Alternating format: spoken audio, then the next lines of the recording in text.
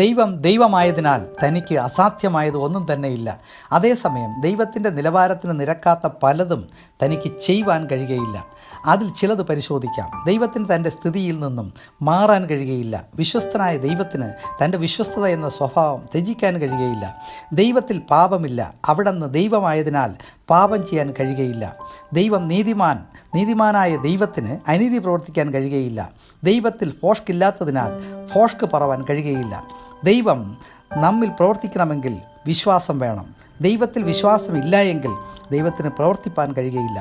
ദൈവം പറയുന്നത് പെറ്റമ്മ മറന്നാലും ഞാൻ നിന്നെ മറക്കുകയില്ല, അഥവാ മറക്കാൻ കഴിയുകയില്ല എന്നാണ്. ദൈവം സ്നേഹവാനാണ്.